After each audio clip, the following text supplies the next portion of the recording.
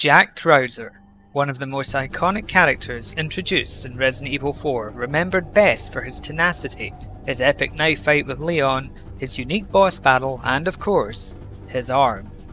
Krauser is the third available character in the Mercenaries, and he stands out due to his unique bow and the ability to use his destructive arm to destroy anything in your way, including the Mercenaries' mini-bosses.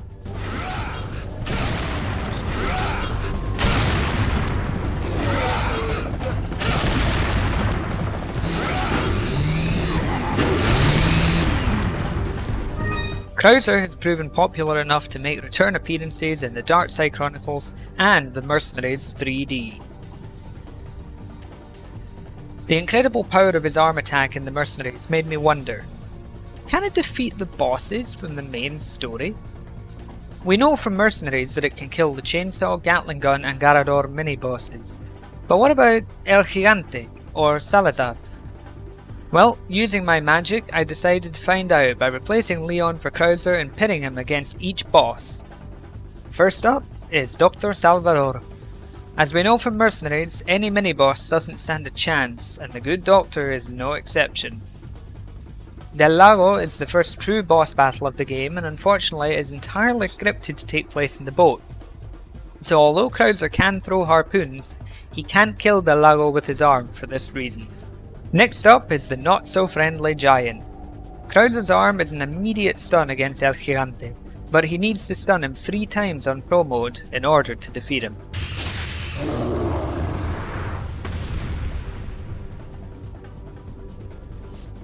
The Bea sisters, just like in Mercenaries, are defenseless against the attack.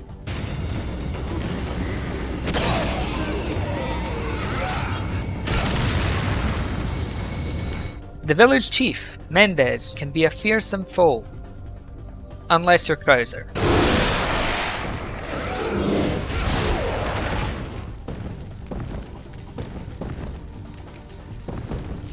Just like in Mercenaries, the Garrador and his armoured counterpart are no match for Krauser.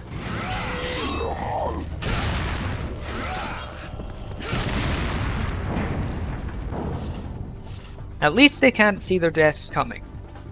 Much like the armoured Garrador, the knights get turned into scrap metal. Verdugo is considered one of the most fearsome and dangerous bosses in the game. He's so well armoured that the only way to do meaningful damage to him is by freezing him with the nitrogen tanks. But does Krauser need them?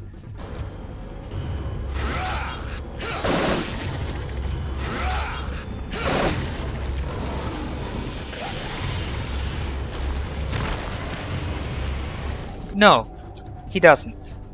Unless he wants to be extra nasty.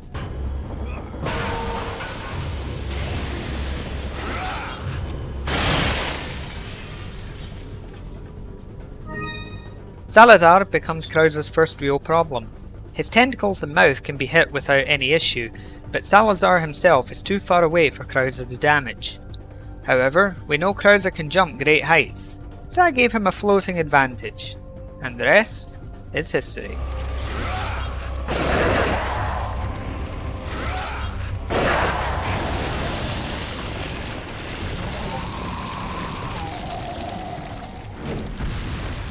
JJ, the Gatling Gun Ganado, much like in Mercenaries, can't compete with Krauser's arm. The creepiest and most feared enemies in the game, the Regenerators. As their name implies, they can regenerate if damaged. So does that mean they can recover from Krauser's arm?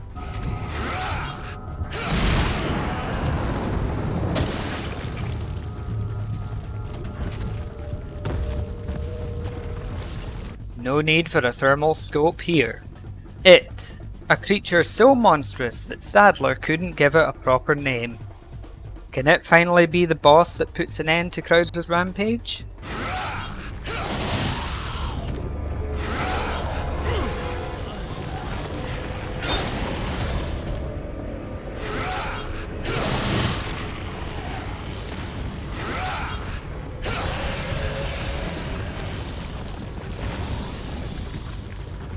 Pretty forgettable after all.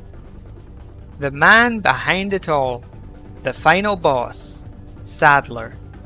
He shows the true might of Las Plagas with his final transformation. Does it protect him from Krauser's arm? Well, to some extent. Unfortunately, the attack leaves him crippled and exposed to knife stabs, so it doesn't take long for him to fall.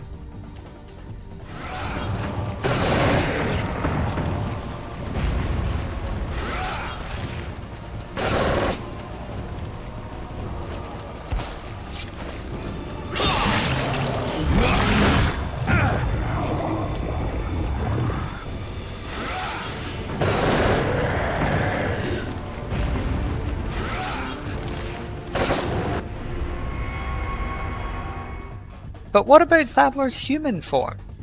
His battle with Ada in separate ways is arguably more difficult than in Leon's campaign.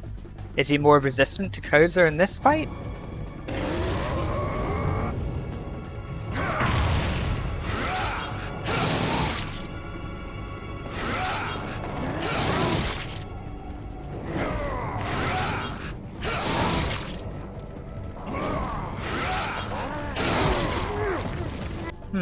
I guess not. Krauser stands victorious against all the bosses and mini-bosses of Resident Evil 4. However, this video is not done, as there is one more opponent he must face. The greatest battle is about to begin. Against himself.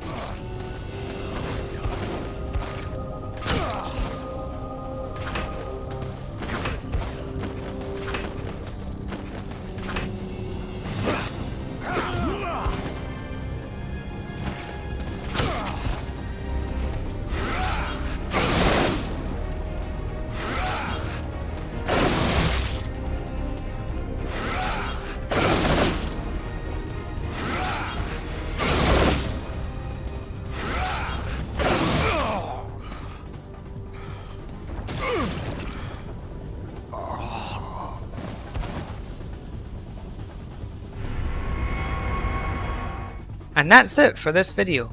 If you enjoyed the video, be sure to hit the like button and leave a comment, as it really helps me in the YouTube algorithm. If you want to see more RE4 content, consider subscribing so I can see you in the next video. Well, if it isn't the bitch in the red dress.